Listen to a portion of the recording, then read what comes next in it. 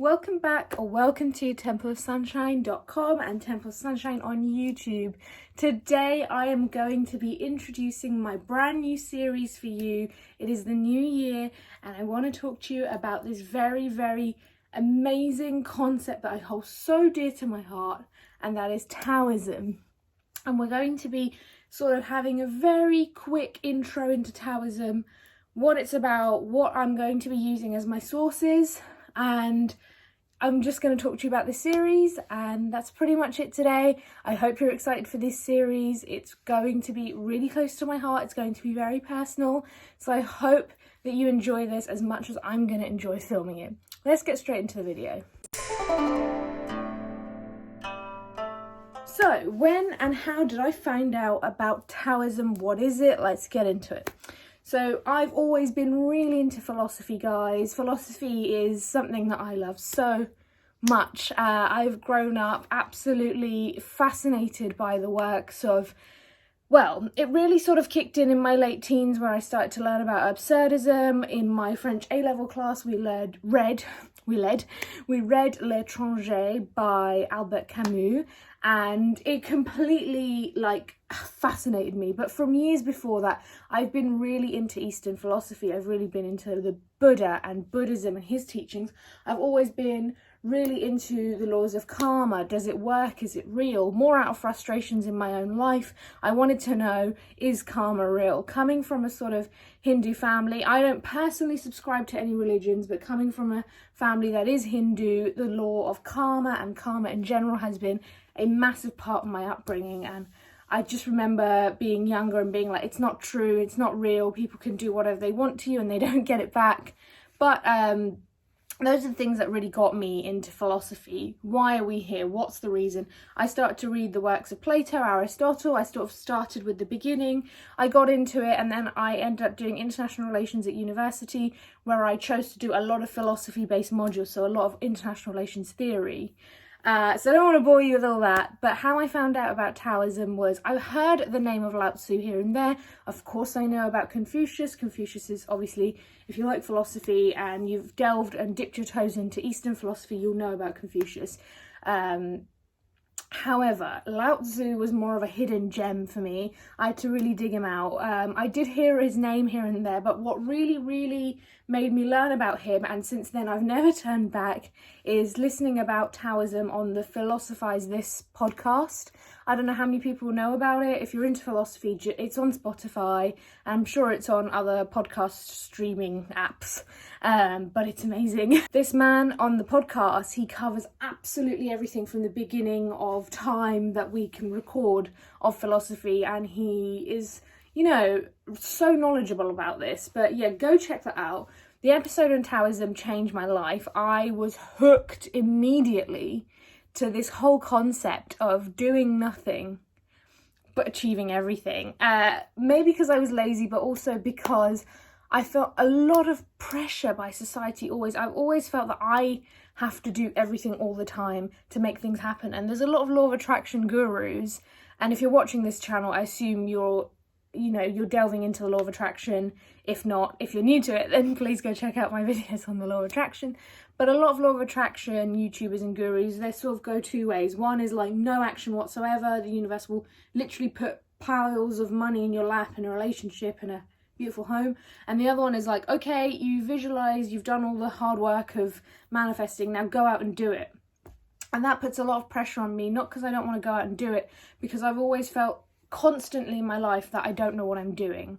So Taoism was refreshing to me, that there was a philosophy out there from ancient China, which is known as a country with very hard-working values, with very, grinding, grind for success values.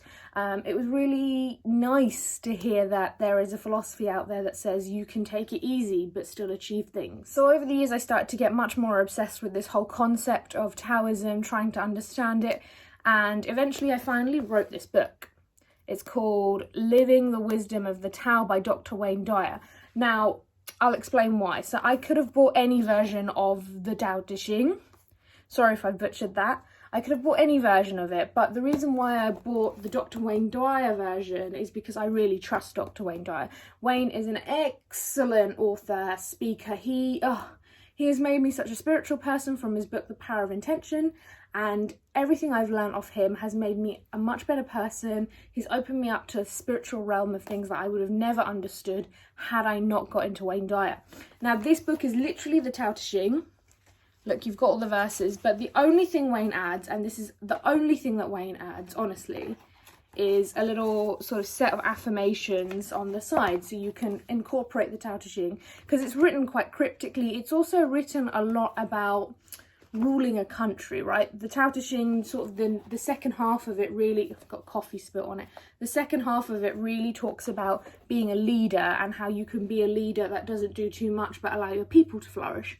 That's not really relevant to the common man every day, right? So what Wayne tries to do is interpret it in affirmations, which are more for your daily life. But Wayne doesn't have that much sort of involvement in it.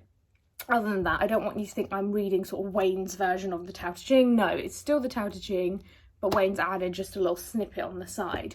And it's amazing. I really like it. I rarely use his affirmations, but I would just like to let you know that the Tao Te Ching is something that you can't just sit here and read end to end like a book. It's more something that I look at every day and I read a verse or two just to remind myself of the wisdom of Lao Tzu.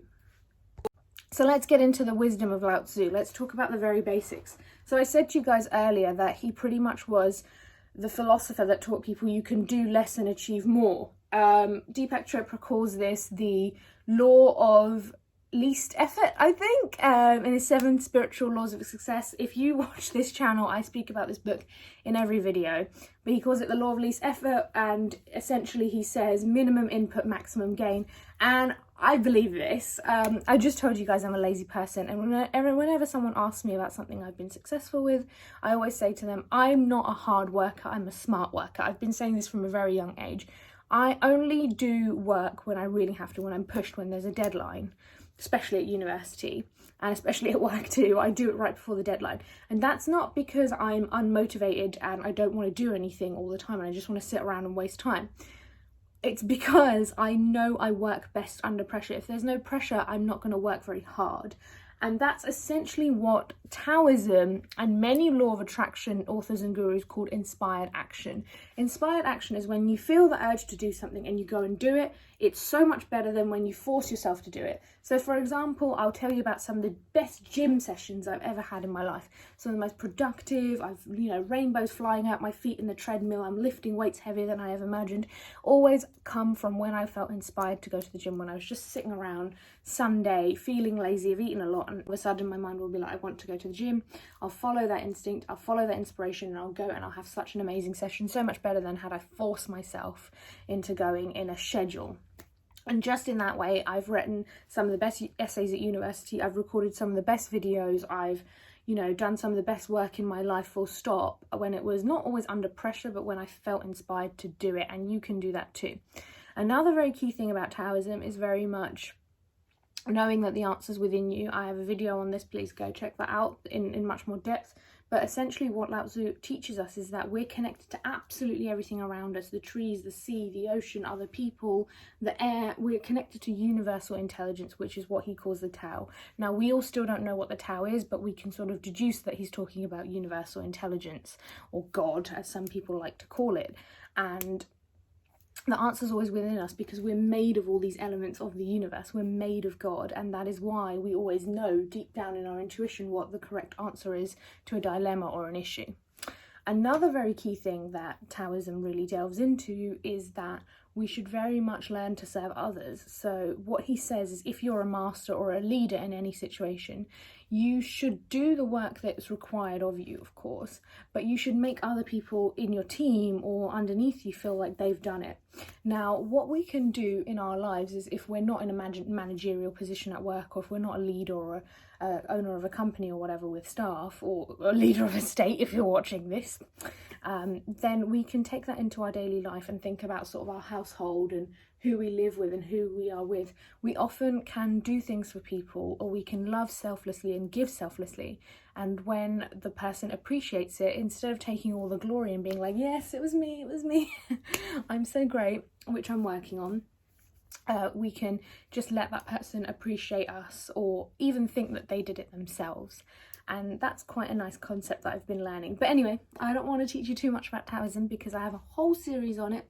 This series is going to be about how I can incorporate the Tao Te Ching not as a Chinese leader of a state in ancient China, but just as a woman in my 20s, working in the city and just living a sort of normal life. And I want to show you how I can incorporate these ancient teachings and make my life better, happier and more prosperous. So join me on this series that I'm so excited to film. I hope you are also part of this journey, learning a lot about Taoism, how it can improve your life and how you should get into it as well. As always, if you liked this video and found it useful, please like and subscribe. It really helps me out, and share this with a friend if you're excited to watch this series yourself. Anyway, till next time, bye!